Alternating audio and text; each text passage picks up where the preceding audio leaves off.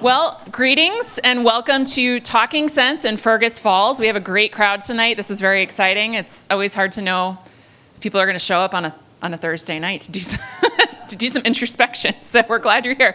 My name is Catherine Richard. I'm a reporter with Minnesota Public Radio. I'm actually based out of our Rochester bureau. I'm really excited to have several of my NPR colleagues here. They're all wearing our cool Talking Sense t-shirts. We have Annie Baxter, who's our editor. We have Lorna Benson, who's our deputy managing editor for politics and regional team. And also in the back, we have Matthew Holding Eagle III, who is, your local guy. So, and of course, we have all of our technical folks here too, setting this up. So this is just great. So I've been leading our Talking Sense project this election year, taking a little detour from my normal job. And Talking Sense is really an exploration of the issues that are dividing our families and our communities in this election year. I met a few of you when I was here reporting a story earlier this summer. It's nice to see some familiar faces. But it's also about people who are trying to reduce polarization, people like you who came into this workshop who want to take the temperature down in your own community. And we're not just reporting on these divisions. We've also been hosting workshops like the one tonight around the state. This is our 5th one that help people have challenging conversations with people that they care about, even when they see politics differently.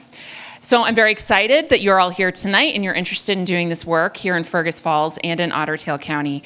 And it's a great pleasure that we've been able to partner with the West Central Initiative on organizing this event. So I'm going to have Anna Wasesha, I got it right, the president of West Central Initiative, come up and just say a few words too.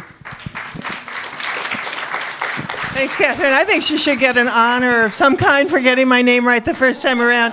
I'm so happy to see everybody here tonight, and welcome to the conversation that Catherine and the rest of the group with Bravery Angels will be facilitating. You know, we're a community foundation and a regional planning organization, and what we want for everybody in our lives and our communities is what everybody in this room wants, which is for everyone to have opportunities to rise to their highest potential and to feel happy and whole and fulfilled. And we know that connected communities are the ones that promote that kind of feeling of belonging. And the way to get a connected community is to communicate with each other.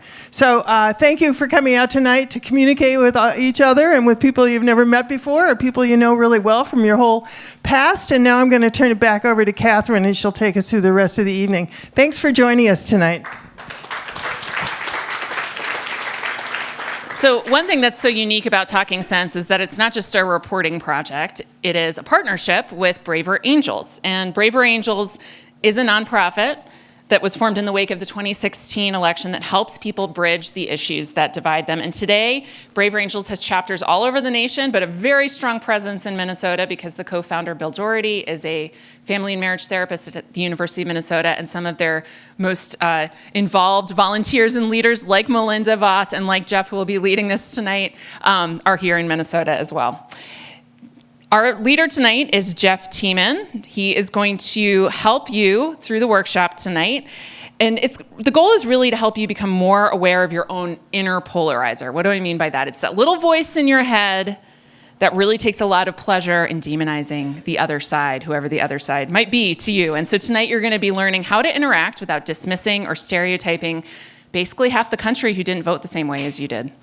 Jeff has led this workshop a lot. I just saw him do it last week. He's also the co-chair of Braver Angels' Reduce the Rancor campaign that's asked political and civic leaders, including NPR News, to lower the political temperature this election season.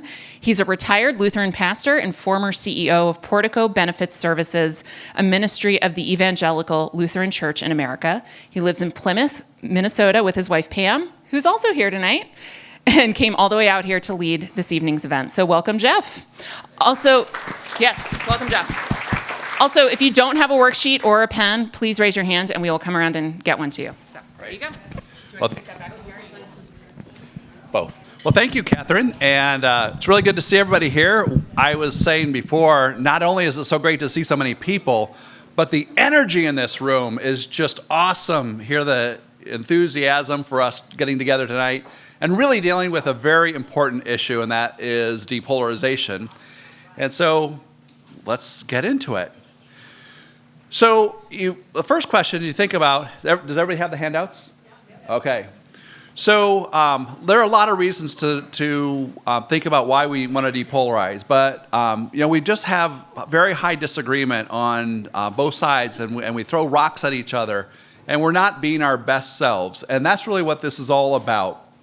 And what happens as we separate into these groups, what we have found is that the most polarized conversations we have are in homogeneous groups. So all the blues get together and they talk about the reds. The reds get together and they talk about the blues. That is the most toxic environment for the polarized conversations that we have.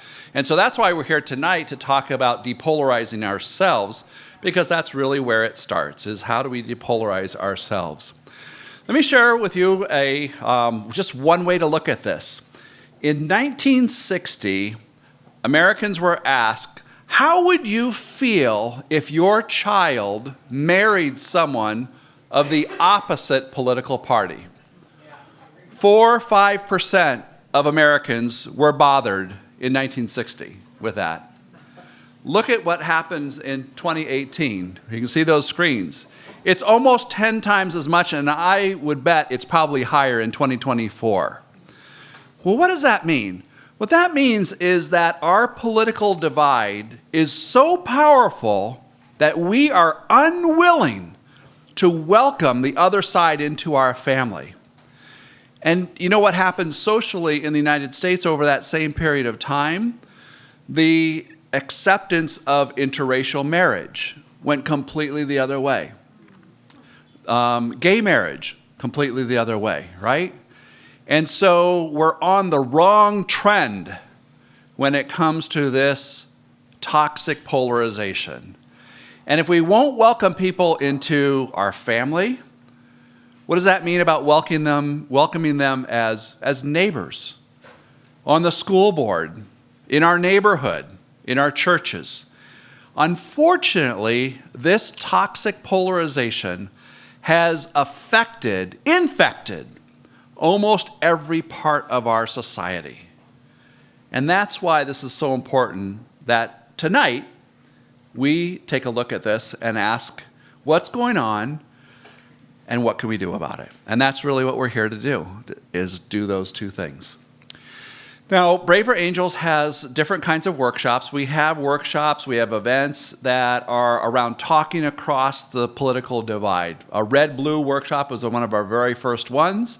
And that's a great workshop where we get reds and blues together and have them better understand each other and build relationships, potentially see where there is common ground. But that's not what we're going to do tonight. What we're going to do tonight is start with how we think about, how we feel about, how we talk about the other side. We're going to start with ourselves. And that's really a very important starting point. We talk about the 4 horsemen of polarization, and they are stereotyping, dismissing, ridiculing, and contempt. So stereotyping, we'll talk a little bit more about that. Stereotyping, we paint everybody on the other side with one brush and just put them into one category, and then we dismiss them. Well, we can't do that. I mean, we're talking about half the country, right? About half of us are on one side, about half of us are on the other side. We're not going to be effective in this country if our solution is to dismiss the other side. We ridicule them, and we treat each other with contempt. And again, that happens most intensely when we are with our people, where we feel like it's safe. I can talk with my people about how bad those people are. And it's really, really terrible. So let's talk about our goals tonight. Our first goal, as I said, is to look inside each one of us. And I'm going to ask you, I'm going to help you go through this, to know your inner polarizer. You know, we all have that temptation. We're tribal people, right? I mean, human beings are tribal. We want to be with our folks. That's how we have protection, camaraderie, sense of belonging. But that tendency to gather with our people can also feel that temptation to polarize. And so we want to take a look at our inner polarizer. This is a time to be humble and to be honest and look at what's going on with ourselves. So that's step one.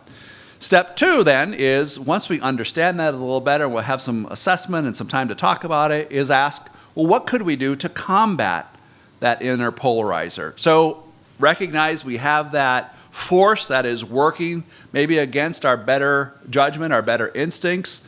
Well, how do we combat that? And then we're going to practice how can we be critical in a productive way.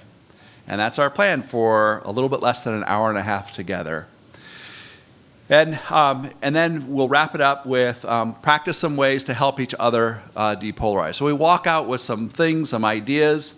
You may learn some things from me from this, but I bet you're going to learn some great things from each other, because I always learn great things from folks as you participate and share. There are just so many good ideas I know in this room. I can't wait to hear them pop out and get shared. So what we're going to do is start off looking at that inner polarizer. Recognize my inner polarizer. Then we're going to talk about strategies to counteract that inner polarizer. How do we consciously fight against that urge and set it aside as much as we can so that we can be a productive partner in building a civic environment. And then we're going to talk about non-polarizing talk. What does that look like? How do we avoid the polarizing talk? And then we'll do a wrap-up and get some good ideas and next steps. How are you going to take this out into the world after we've had a wonderful night together in this beautiful spot, good pizza, good beer, and good company, good conversation. How's that sound? Is that what you came for? All right. So let's dive in. The good pizza, the good beer, and the good conversation, right? All of it. Okay, so what we're going to do is I'd like you to pull out your sheet, and we're going to go through this inner polarizer assessment. So I think you've all got something to write with. What I'm going to do is I'm going to ask you to circle one of the three possibilities. I'm going to read a sentence and ask you to think with humility and honestly, how does this apply to me? Is this something that is true often or sometimes or never in my own life, in the way I think about these things, how I feel about the other side? Now, I want you to keep in mind, this is not how you feel about a politician or about a policy that you disagree with. It's how you think about that whole group of people that think differently than you do. The other half of the country that doesn't seem to think the way that you do, vote the way that you do. How do you think about that whole group of people? All right? So, here we go. Question number one. How often do I find myself thinking about those people on the other side without much regard for the variation among them?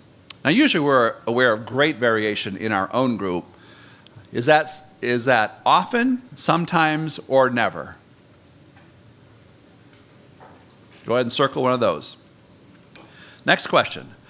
How often do I find myself assigning mainly self-serving or negative motives to the other group and mainly positive motives to my group? Often, sometimes, or never? How often do I find myself focusing on the most extreme or outrageous ideas and people on the other side, therefore making it hard to see how a reasonable person could remain in that group?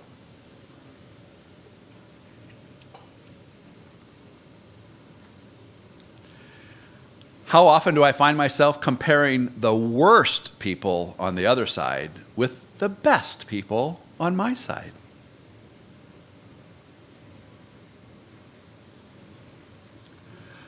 How often do I feel a rush of pleasure with friends when we ridicule those crazies on the other political side?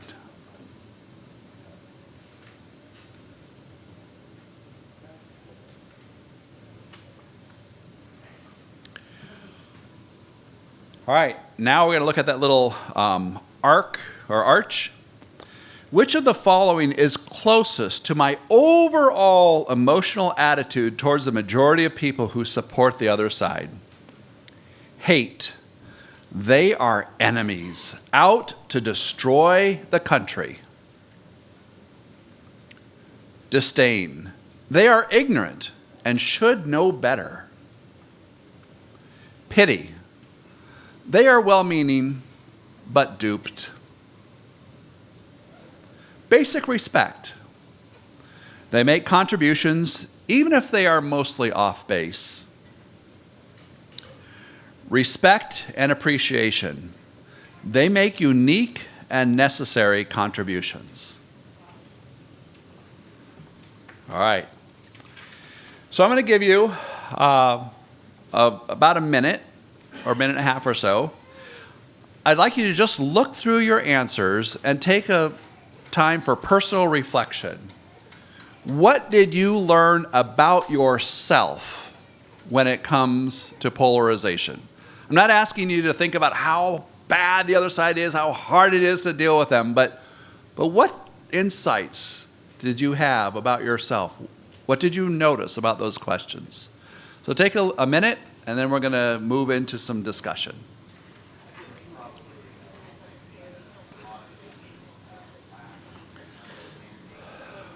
All right, you ready to discuss?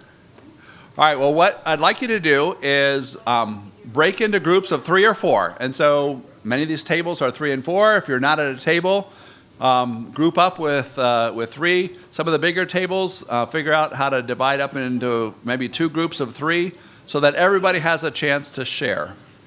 And invite you to, first of all, in your groups of 3 or 4, introduce yourselves to each other if you don't already know each other. And then, again, this is not about complaining about the other side. This is really, what did you learn about yourself? And go ahead and share that with each other. And I will give you 7 minutes in your small groups to do that.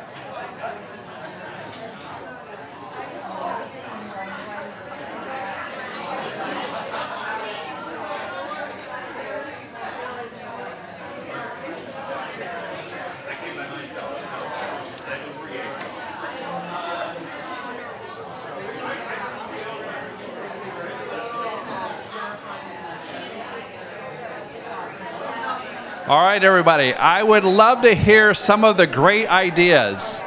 There is obviously a lot of energy in the room about this, and really great to hear it. Who would be willing to share something that you learned about yourself in doing this exercise? Would you raise your hand? And then we've got some microphones. We'll be running around with microphones. Who would be willing to share? What did you learn about yourself? I know there was a lot of learning going on here. It's too embarrassing. Too embarrassing? You're willing? Well, okay, here's a mic. Well, Yes, please. I'm disappointed. I didn't come up to the grade I wanted. I'm a retired teacher, and it was a C- or D-, one or the other. Well, thank you for sharing. But then and we talked about this at the table, about when I think of the side that's different than mine, I think of the leaders. And I don't think of my neighbors so much. I think of the leaders. And I'm either repulsed or happy, because as a history teacher, I know that certain things, talk leads to behavior, thoughts lead to talk leads to behavior, and the natural tendency in history for this to go is not pretty or it's okay. Yeah. So that troubles me. Well, thank you for sharing that. I'm sure you're not alone in that. And that tendency to equate the group of people that are all around us with often the worst attributes of the leader. Yeah, those are our neighbors. We get along with them because we pull each other out of the ditch in the winter. There you go. And we have similarities, and we don't talk about politics. We get along okay. Yeah. Okay. All right. Well, I love that. Pull pull each other out of the ditch. That's what we're here to do, is let's pull us out of that polarized ditch. Annie, did you have somebody? Oh, okay. Yes, please. What did you learn about yourself? I was a little embarrassed. When we were talking, this is the only time I would stereotype someone.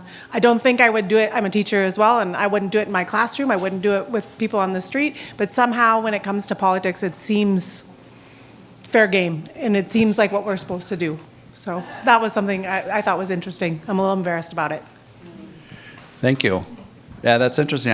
So maybe this is not our best way of being in society, is it? Yes, please. Hi, also a history teacher. I found myself kind of straight down the middle on every single question. And I think what that tells me is that being in education, I tend to prioritize knowledge as being a kind of gateway to greater awareness of the world. And that leads me to stereotype people who think differently as me as just being ignorant, right? Good people, well-meaning, great values, but they don't know the right things. And if I'm being honest with myself, that's a bunch of BS, right?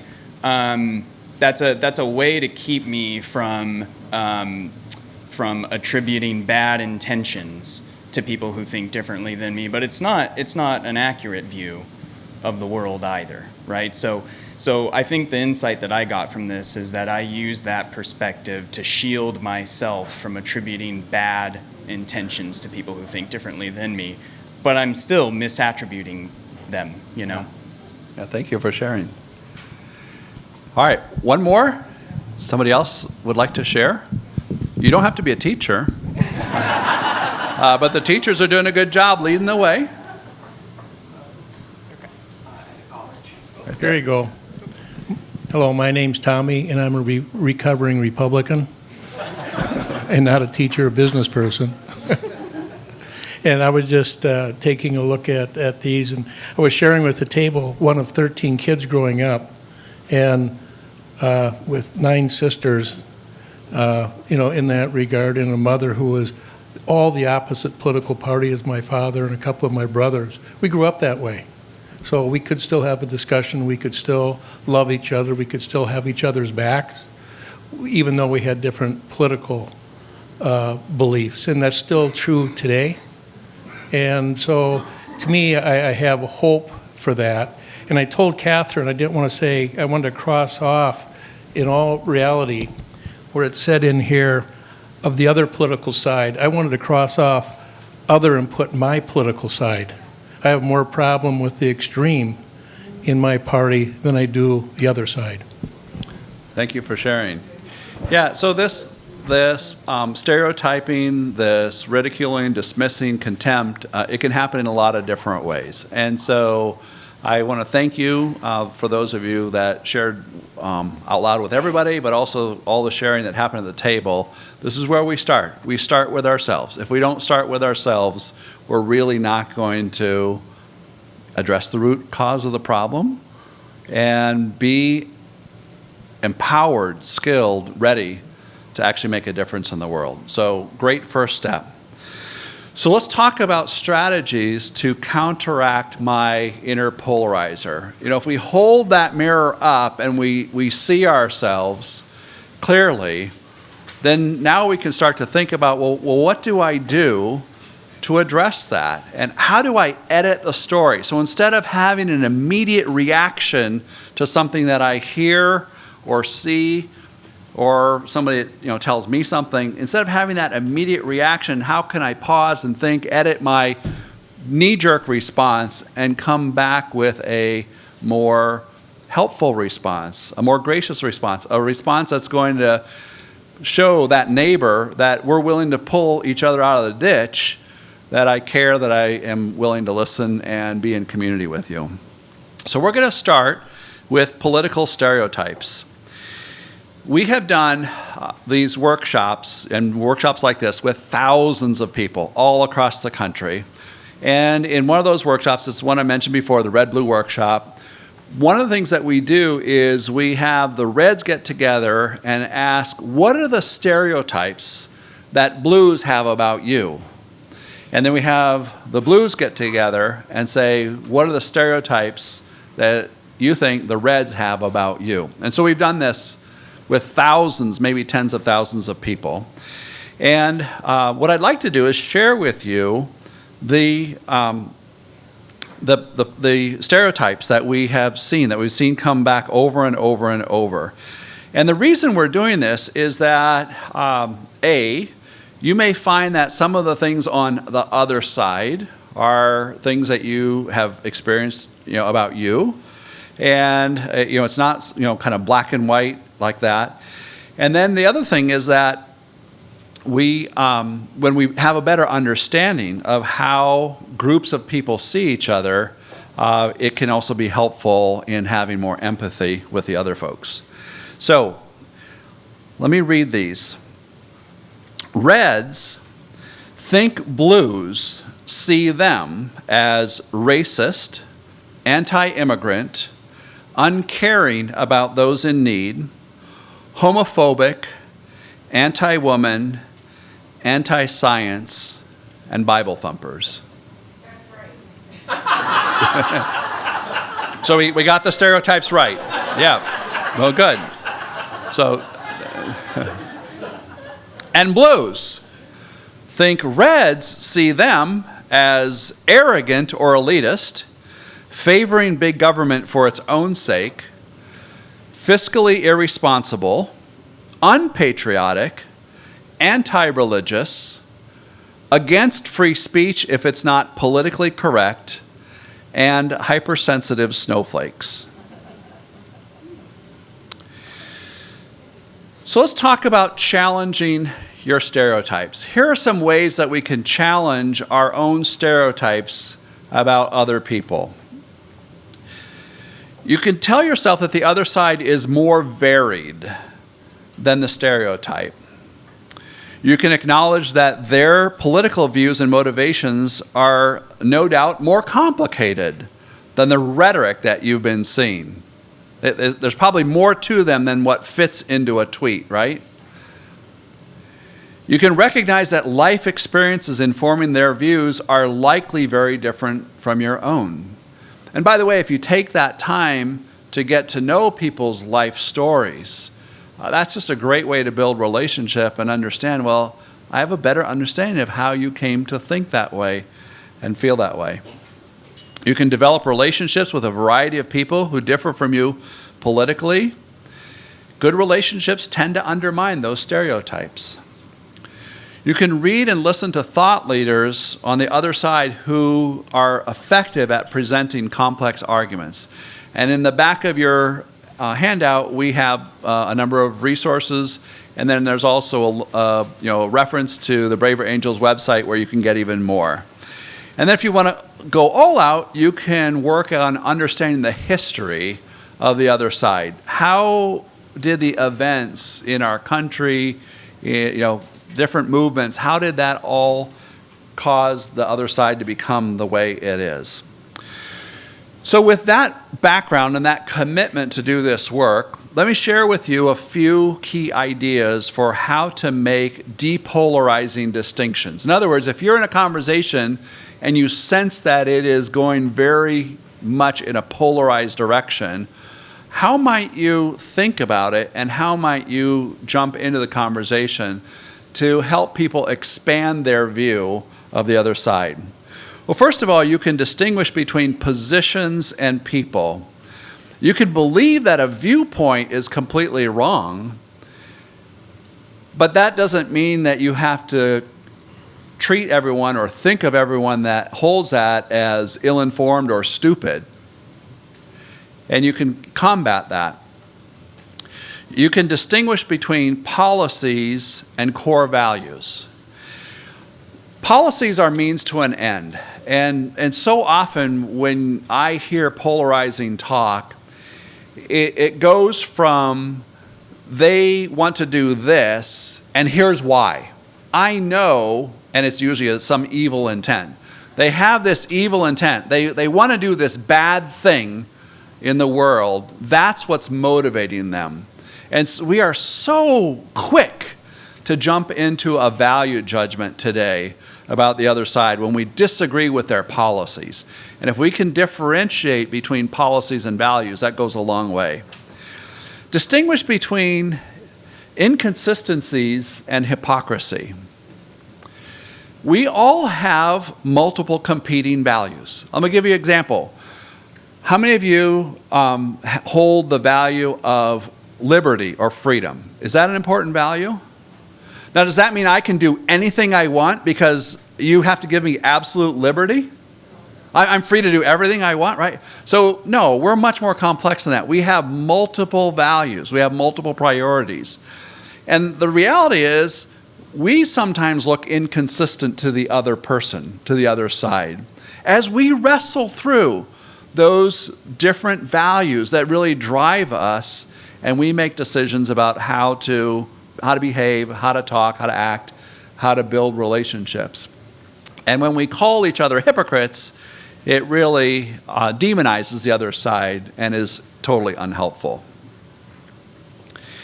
So what I'd like to do is just let's brainstorm. How could you combat stereotypes? And let me give you a couple of examples here that, just remember that stereotypes are how we oversimplify the other side. We dismiss them, we lump them into one group, and then often we disparage the other side.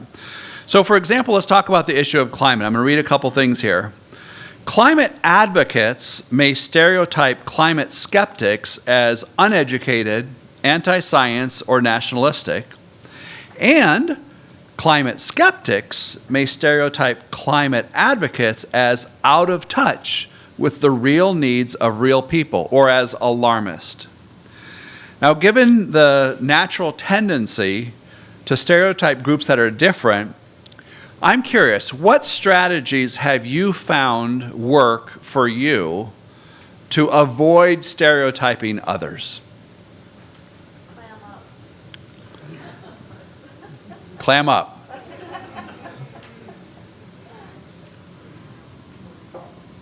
Talk it out. Talk it out? Be curious. Be curious? We'll bring you microphones too if you want to raise your hand.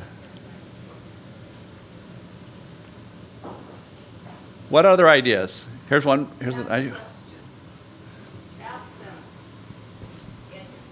Ask questions. Ask- And ask, without judgmental. Ask questions without judgmental. Lots of good ideas. Tell me more.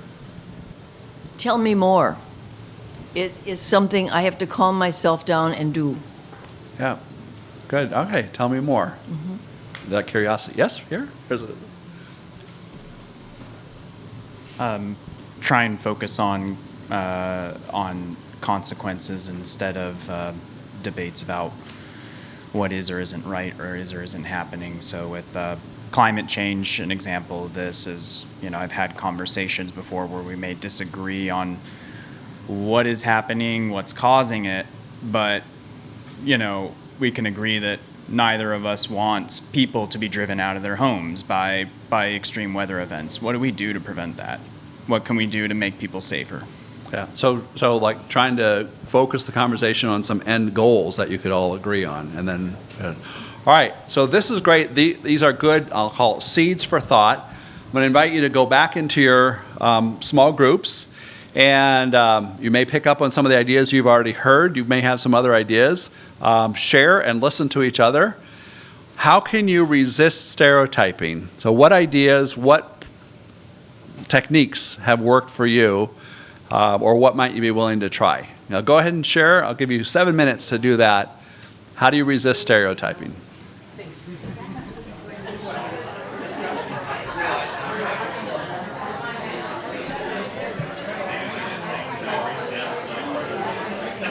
All right, let's come back together. I love this good conversation, but now we're going to come back together as one group, okay? Come back together. All right, well, we've got microphones again, so we're going to do a little bit of sharing across the whole group. So who would like to share what strategies do you find effective that help you resist polarization and stereotyping? There's a hand. So we both kind of came to the conclusion of finding the common humanity and the common values, like even if we arrive at different conclusions, being there to pull them out of the ditch or find a cat or something like that that's lost, and just like participating in those basic things and being open to the conversation, but not necessarily being confrontational about starting it. Great, great. Being in that conversation, building relationships without being confrontational. Thank you. What other ways can you resist stereotyping others? What other non-stereotyping strategies did you discuss at your tables? Raise your hand. Okay. Let's go here. Oh. I like to think of everybody as an individual and that nobody is inherently bad. So I like to look at everybody as a person versus a stereotype. Great, great. Thank you. Well, addressing mental health needs, it's something that both sides could agree on, that we have to address that in a compromise in a bipartisan way. Great, thank you. Who else? What other strategies do you have to resist stereotyping?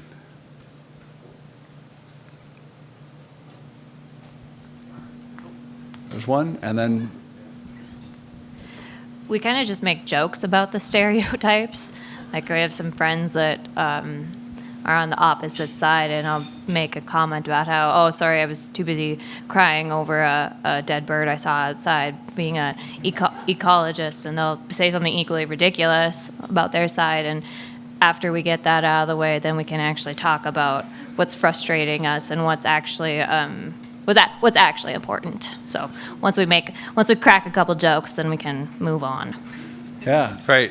So using humor and making fun of your own side, is that, yeah, so making fun of your own side, that's great. One of the things we talked about, just a mantra I've carried with for years, is that it's hard to hate and misunderstand up close. And so you can apply that to a lot of different arenas. But when it comes to an arena like this, we reviewed a story of talking with someone who's very politically different, and it was tough to initiate the conversation, but what I thought would be 5 or 10 minutes turned into an hour and a half, and there was a ton of common ground, and we enjoyed sharing ideas.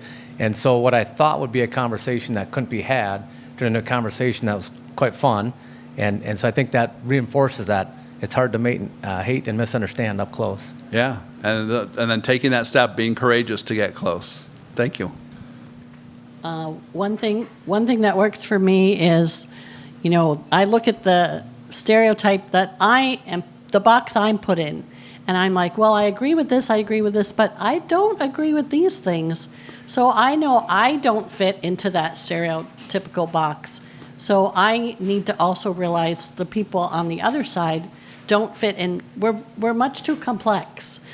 Each person is a complex person, and we don't fit in little boxes. Yeah, so in recognizing that we don't fit and we don't like it also helps us not put other people in those boxes too. All right, we have time for one more. Anybody else want to share? Here we go, right here.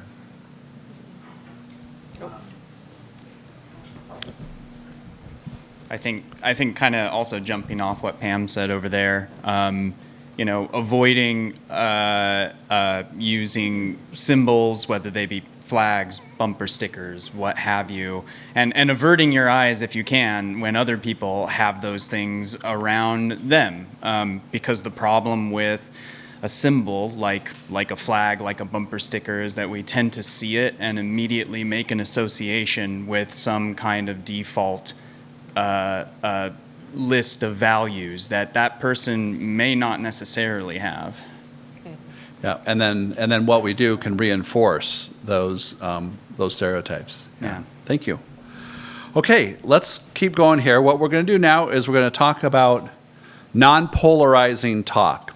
Okay, so we've talked about some of the sources and what it looks like, how it feels, how can we resist it. But now, how do we engage with others? And we're moving here to part 3 on your participant guide. So first thing is there are some mistakes to avoid. avoid using pejorative labels like wingnuts or Bible thumpers or libtards or snowflakes. I mean, pretty obvious, right? I mean, that's not going to go a long way. So just don't label people. Again, we're talking primarily about the conversations that you're having with your like-minded people about the other side. So think about how you refer to the other side.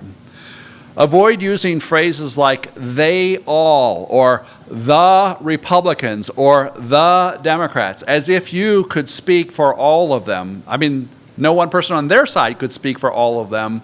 It's pretty dangerous to think that you could speak for all of them, especially when you say these are their policies, these are their values, their motives, etc. Another one is to avoid painting all supporters of a politician with the same brush that you paint the politician with, right? So often we associate the things we dislike about the other political leader then with everybody that supports them, and we paint them with the same brush. I'll just share with you, I've done several of these workshops just in the last few days, and just on Sunday, I heard someone sharing, and I'll share their strategy with you.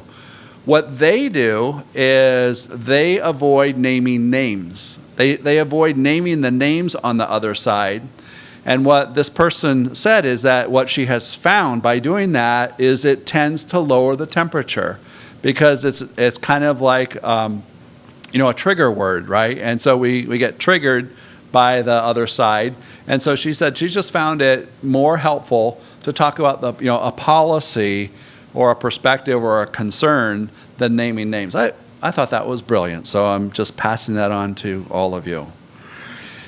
And then the last thing is to criticize the policy or the idea and not the motives of everyone who holds it.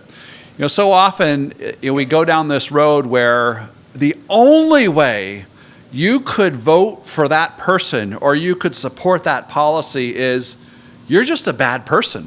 You're just evil.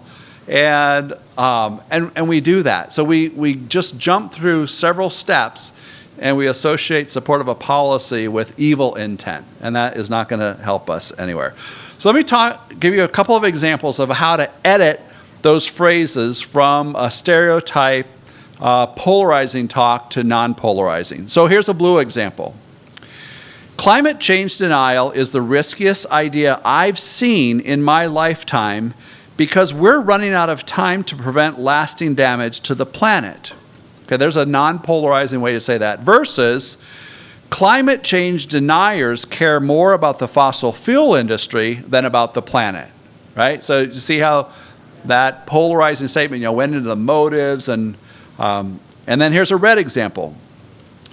Climate science is uncertain enough that I don't think we should start overhauling our way of life. Versus, climate change supporters have a liberal agenda to overregulate the economy and tax us to death. Okay, so here are some other things that you could do. And I love the example of using humor to do this. You talked about that, criticizing your own side. We can criticize our own side. So a really good example of that is we're losing that group because we haven't listened to them. Or sometimes our leaders talk as if they've got it all figured out. I think the solution is a lot more complicated, and it's going to take a lot more than they make it sound. You can say something positive about the other side. For example, I read a liberal commentator, or I saw a conservative scholar, and they said something interesting about this. Let me share that with you. Or, I think their criticism has some validity, even if I don't agree with their solution to the problem. And finally, this is my favorite of all, the eavesdropper. Imagine that you're having a conversation with your side, and somebody from the other side could eavesdrop. How would they think and feel about how they heard you talk? Would they think that you represented them accurately or you misrepresented them to try to score some points? How would they feel? Would they feel that you treated them with respect? Or was it disdain and ridicule? So imagine what it would be like if an eavesdropper could listen in on your conversation and you could make them think and feel that you accurately understood and represented them, disagree with them, but you accurately represented them, and you respectfully treated them. You treated them with respect as a fellow human being, maybe a neighbor even. All right. What I'd like to do now is shift into, I'll give you a minute for personal reflection. As you think about everything we've talked about from the beginning of maybe some of the things that we don't really like to think about ourselves, but are really there, those forces that are pulling, some ideas that you've heard. What depolarizing strategy would you like to work on in the future? So I'll give you a minute. Just think about that for a moment. And then once you've come up with an idea for yourself, give thumbs up to the people on your table. And again, you got 7 minutes. 5 minutes. This time you only have 5 minutes, which means I got to give you a 3-minute warning because that's how long it takes to bring you back. No, okay, give you 5 minutes to share amongst yourself. What depolarizing strategy would you like to work on in the future? Go ahead and share that with each other.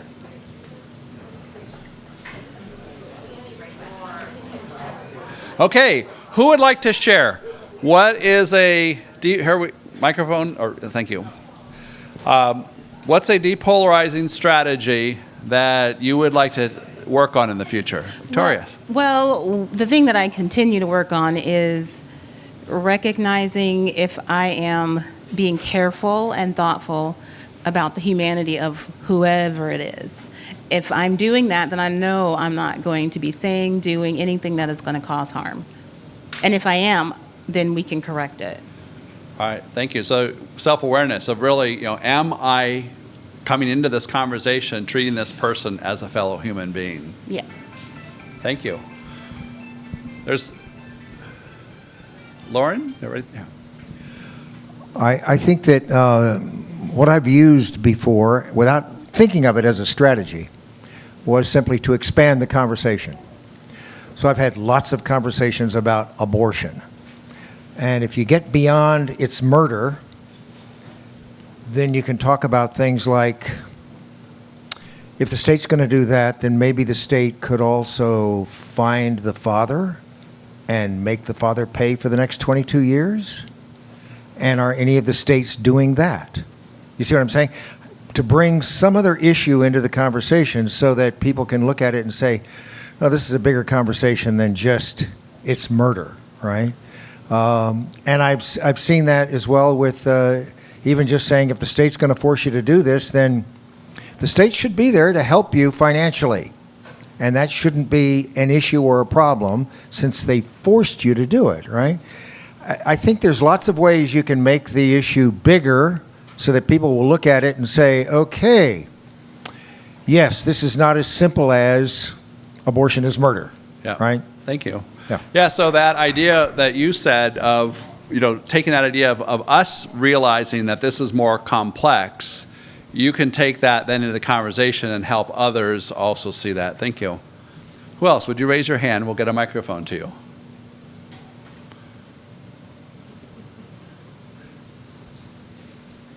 This maybe relates to climate change, but I've often asked people, okay, you have cancer. You just discovered you have cancer. Do you wait to do anything about it until you know beyond the shadow of a doubt what caused it? Or do you get treatment right away? It doesn't matter if climate change is this way or that way. It's something's happening, and are we doing what we can do to help people? So what I hear you saying is that is bringing a sense of urgency, but coming back to how does this help people, right? Yeah. So okay, if this is the problem, how does it help people? Whatever's causing it is not the issue. Well, it is, but it isn't the issue. it's what are we doing to help human beings? So move it from attacking each other to what could we do about it? Here and then over there. Oh, Annie? One thing I've done in the past, I have some family members who can get pretty intense, and I think the most successful conversation I've ever had along those lines was one where I didn't speak at all. I had a family member who started kind of going on a really big rant and named politicians, named bad policies, kept talking about the way that anyone who he associated me with was ruining the world.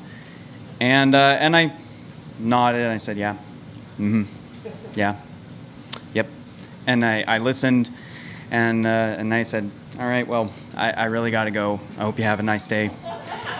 And the interesting thing with that, because I just didn't have the energy at the time, but that yielded the most positive result I've ever seen in a conversation like that, because that family member called me back a few days later and said, hey, I'm sorry that I went off like that.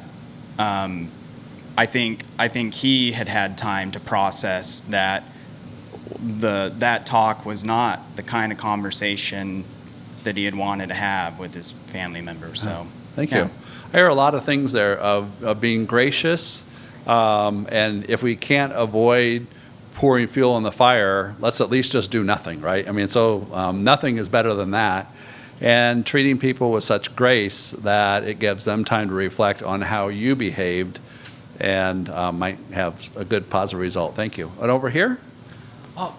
So I'm really coming away with like the focus of tonight being, kind of how we talk within ourselves and within our in-group. And I think I know myself, I was already a person who was very concerned with bullies, at a young age. And obviously, I think a lot of us became even more concerned with it in the last 8 years. I think that kind of internalizing that and reminding myself that I also want to make sure that we are not bullying. Like, I'm not engaging in behavior that encourages people on my side to otherize, the others, to kind of bully them or badger them or at least make them feel unaccepted. Because if we have any opportunity to reach out even just a little bit, to open that door for just a little bit so that we're not finding disagreement just to disagree, but finding some sort of agreement that we can open a door to one another's hearts, I think that's an amazing opportunity, and it goes beyond politics, but just to life and love. I think it's such an amazing chance that we have in this moment to be something better than what we were. Thank you. I heard the specific of, the experience of us being bullied and we don't want to turn around. But at a really deep level, you're talking about empathy. You're talking about empathizing in ways that really connect with the other person and recognizing that precious moment to demonstrate that empathy and the profound impact that it could have on others. Thank you. All right, we are at the home stretch, and we just did that. So my final question for you is, as you think about all these good ideas, you've heard some brilliant ideas shared from around the tables. What are you taking away from our work together tonight? So what I'd love to hear from as many as you can, just real quickly, what is a jewel? What's an idea? What's something that you're taking away from our time together tonight? Raise your hand, we'll get a microphone to you so everybody can hear. Try harder to empathize and just take a deep breath and relax. Thank you. Who else? I would just say that, it takes two to tango, and the only one we can control is ourselves. So this has been a great exercise in focusing internally. Thank you. Yes. I guess a good takeaway is just, I'm the message. You're the message. We have to outwardly project what we want. I mean, it's our community. We both want the same things if we just tie it back to each other. Great, thank you. Who else? Right there? Learning really to listen to the other person and to show that by, I found the best is eye contact, because then the other person can't be fidgeting, or you yourself planning, what am I going to answer? And you're not really hearing what the other person is saying. So if you're really focusing on them, that's an open door. Yeah, thank you. Other takeaways? I would say a renewed curiosity in mental health and politics, because all of this relates to, as been beautifully said, managing the self. And if we are in a really good place, then we can have better conversations and better relationships. Thank you. I'm thinking what I'm getting out of this is having enough nerve, I guess, to invite somebody who I know is on the opposite side of the political spectrum, to have dinner with them, and maybe we can have a good conversation. Great, thank you. I wanted to tell you that there is some resources for that called living room conversations, where there's a site and they'll give you questions, and you can, it has a whole thing to help you through that kind of thing. So that's another resource that I haven't done, but thought I'd like to. Over here? Well, this is nothing profound, but I'm picking up on Carol's analogy. Always, always help your neighbor out of the ditch. That's a good one, and sometimes they may need to help us get out of that ditch. Yes? Be curious with empathy. Listen to hear to understand, and understand to learn. Thank you. Yes, right here. Respectful curiosity, and also being gracious to yourself. We're all going to mess up, and apologizing to people is a good way to let them know that you care about them and care about their point of view. Thank you. Yeah, I give you permission to mess up with grace. Anybody else?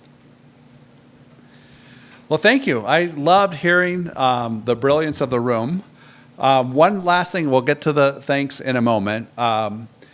So at the end of your participant guide, there are some QR codes there, and there's one that leads to the Talking Sense website, the West Central Initiative, Braver Angels, some resources. You talked about the living room conversations. Braver Angels has some one-on-one conversations. They're set up as 2 one-hour conversations that, around different topics. One of our most recent one, which has been very popular, is around Israel and Palestine, Israel, Gaza. And you can go and sign up and then connect with somebody. So if you're looking at it, maybe from an Israel perspective, or you're looking at it from a Palestinian perspective, and you'd like to have a respectful conversation with someone that is coming at it from the other side that wants to learn from you, that's an example of some of those conversation guides. But there's a ton of resources there. But the last thing I'm going to ask you to do before I invite Catherine back up to close us out and say the thank yous, I will say thank you for your active participation, is at Braver Angels we do an evaluation for everything that we do. So I would love it if you would pull out your cell phones, and either you'll see it on there or on the screen, and hold it up to that QR code and take a couple minutes to give us your feedback.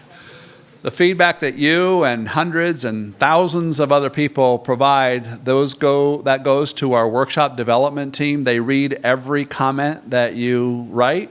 And then sometimes on a monthly basis, we're turning out a new version of these workshops, because what you have shared shapes what comes next. And so we really thank you for your feedback. So I'm going to give you just 2 minutes to get started on that. And then Catherine will come and wrap us up with thank yous and any other next steps. I think we should sing Kumbaya.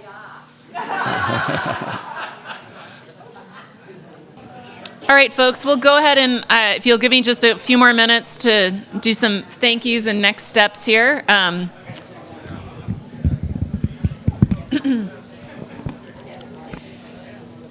So I just wanted to say that my personal favorite technique that I've learned all year, having interacted with Braver Angels and worked really closely with them, is the eavesdropper technique. I think about it all the time now, all the time. How would my husband feel about this? How would my dad feel about this conversation I'm having? It really is very powerful. And the other thing that I think I've really come to appreciate as a reporter, but also just as a person, is the art of asking good questions, and questions that are really revealing but also disarming at the same time. You'd think I'd be good, really good at that after doing this for 20 years, but I still feel like I'm learning that every single day, and I think it's just a technique that you can use in your lives as well. So you have a lot of QR codes in front of you right now. I just want to point you to the one that's on your name tag, which will take you to a landing page where you will find several links. The first is to our Talking Sense collection page at nprnews.org. The second is to the online tool, the conversation tool that we developed with Braver Angels. The third is to Braver Angels, and the fourth is to West Central Initiative, and that will be up there for several weeks after this event. So, and if you're lucky, we don't have one for everyone, but I think we have one for most people. These stickers also have that QR code on them if you're interested in taking one. So thank you so much, Jeff, for doing this. Thank you so much. If you want to learn more about Braver Angels in the area, Melinda's just going to tell you a little bit more about how you guys could get more involved in Braver Angels in Fergus Falls. So there you go. Thank you very much. So you've all opened the door to having depolarizing conversations, and the great way to practice that is by getting together routinely. We have local chapters, we call them alliances. I know there is interest in forming one in Fergus Falls. We have them in various parts of the state: Ely, Duluth, Owatonna, several in the Twin Cities, and we're always looking to form more chapters. They are a wonderful opportunity to sit down and talk with people on the other side. We did one Monday night in the East Metro Alliance on absentee ballots and mail-in ballots. I learned so much. It was great. So someone asked, how did Braver Angels get its name? So we started out as Better Angels, which was a takeoff on the Abraham Lincoln second inaugural address, calling on Americans to rise to their better angels. And then along came a nonprofit that said, we've got that name, you can't use it. So we decided, okay, and we changed it to Braver Angels, which I and other people in the organization think it's actually a better name, because it does take courage. It does take courage. So one of the things that I got out of participating in Braver Angels is that it's not my job to change your opinion. That's why we have these conversations. And it's like, no, it's not my job to change your opinion. That's not my job. My job is to understand. So that was huge for me. So thank you very much. And I'll just put one other thing in. There's many organizations working on this, bridging the political divide. One of the things I think that makes Braver Angels stand out is that in our leadership positions, we have a balance between reds and blues. We have a state steering team here in Minnesota, and there's a red coordinator and a blue coordinator, and half the members are reds and half the members are blues, and we've got an independent. And with our local alliances, there's a red coordinator and a blue coordinator.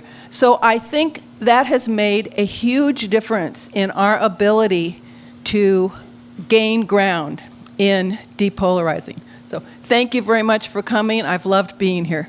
Good night.